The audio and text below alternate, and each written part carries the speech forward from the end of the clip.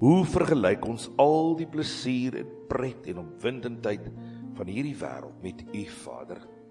Ons leef in 'n tyd van soveel wonderlik aantreklike aanbiedinge.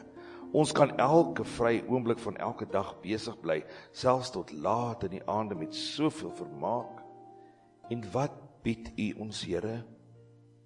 U wie ons nie eers kan sien nie. O Vader, hoe bitter weer klink daardie woorde deur die lug. Hoe ondankbaar en oningelig daardie woorde uit monde van mense wie totaal vasgevang is in die valse greep van hierdie materiële wêreld, wat so vol bedrog en verleiding is, so versigtig toegedraai in helder lekker goed papier. Hoe groot is U geduld en U liefde vir hierdie mensdom, die Here, dat U al die beskuldigings en misbruik vir duisende jare al duld. Maar vir U is 1000 jaar soos 'n dag, en 'n dag soos 1000 jaar, want tyd bestaan nie vir U nie, Vader. U is bloot geduldig en wag dat die wie hulle lewe in U hande sal plaas, dit moet doen, sodat hulle vir ewig kan lewe. U kan nie sonde vir ewig laat lewe nie. U kan nie ongeregtigheid en valsheid, valse genot en valse plesier vir ewig laat voortduur nie, Vader, want dit gaan lynreg teen alles wat mooi en skoon en rein en volmaak deur U geskape is. Sommige van ons soek die wêreldse plesier omdat ons in die wêreldse ritme vasgevang is.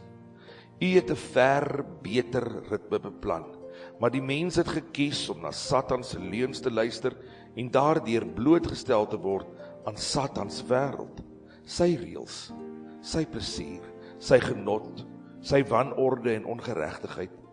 Ons kan nie verwag dat U op een of ander manier dit ook moet aanvaar en ons sommer net seën en gelukkig hou in ons verderf nie. Maar U het Jesus gestuur om ons te kom bevry. As ons bereid sal wees om die wêreld die rug te wys en Jesus te volg, dan kom veel groter opwindenheid.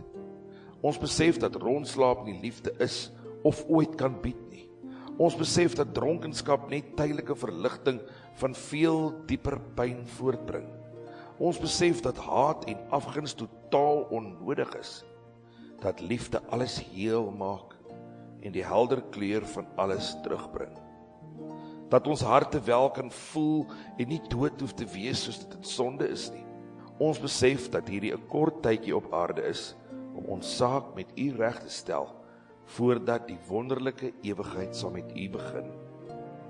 Deur die bloed van Jesus kry ons 'n nuwe kans om Hom ten volle aan te neem en lief te hê, om te volg en sy voorbeeld na te streef, uit die vlees te kom en te lewe in die gees, en dan ewige lewe te ontvang.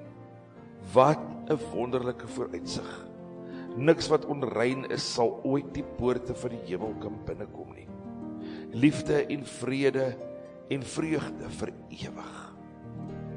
Dan kan ons met vreugde sê, Abba, Vader, niks kan vergelyk met U nie. Alle geluk en vreugde waarvan ons ooit kan droom, is in U.